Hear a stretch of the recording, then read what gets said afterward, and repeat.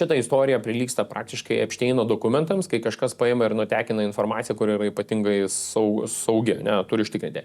Tai bankai, sakau, nežinau, bankai patyrė, Lietuvos bankai, aš su kuo bet dabar važinėjau, ar su verslininkais, ar su žmonėm, tai kad ir praeitą savaitę Klaipėdoje buvau irgi sutikimuose, tai net verslas yra pašiurpęs bankų situaciją, tai manęs klausė, sako, tai kaip čia vyksta, tai sakau, įsivaizduok dabar, bet kuris norėtų su tavim susidoroti, reiškia, gali įeiti į bankus, nulaužti bankinę sistemą ir gauti viską absoliučiai apie tavo informaciją, apie tave.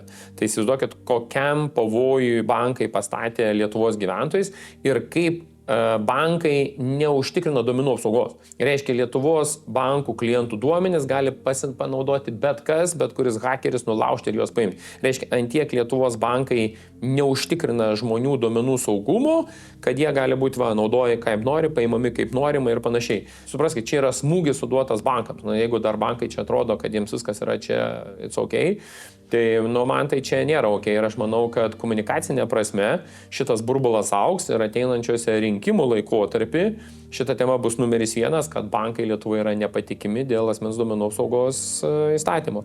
Nebent jie duotų dabar staigiai informaciją, kad sakytų, mes čia nieko netikėm, o duomenis nutekino ten Petras Petraitis arba Antanas Antanaitis, kuriam buvo perduoti. Klausimą bankams turėtų užduoti Lietuvos valstybinis bankas, kuris atlieka priežiūrą, turėtų užduoti duomenis ikiteisminio tyrimo institucijos ir turėtų užduoti duomenis pačių bankų valdybų pirmininkai arba akcininkai Lietuvos valdytojams arba direktoriams ir užduotų klausimą. Žiūrėkit, pasirodė informacija, kaip atsitiko taip, kad mūsų banko duomenys apie mūsų banko klientą buvo išviešinti, nutekinti ir panašiai.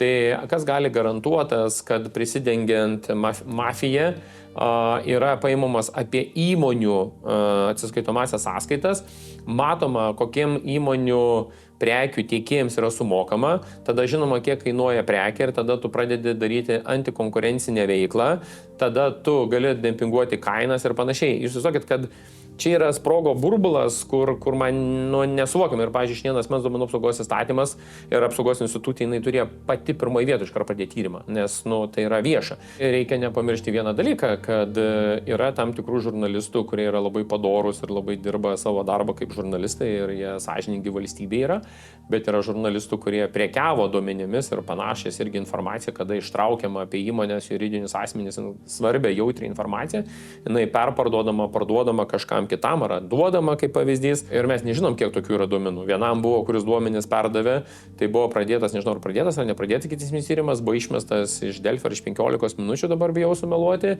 ir netgi Dalia Grybauskaitė iš jo apdovanojimą atėmė. Tai man aš niekaip negaliu suvokti, kad dar žurnalistai bendrauja su tokiais kolegomis, kurie, kaip tu žinai, tai arba tada labai didelė dalis žurnalistų irgi užsiema prekybą informaciją, surinka informaciją, apsimeta, kad tai yra žurnalistinis tyriamasis darbas, ją parduoda kam reikia, už tai gauna pinigus ir procesas vyksta, nes priešingo atveju, kaip tu gali palaikyti tokį kolegą, kuris Bet tai jūs supraskite, čia yra Nemuno aušra, jie negali be mūsų gyventi, jų tikslas mumis diskredituoti, nepavyksta tas diskreditacijas, tai jie krausas iš proto vaikai, ką darys.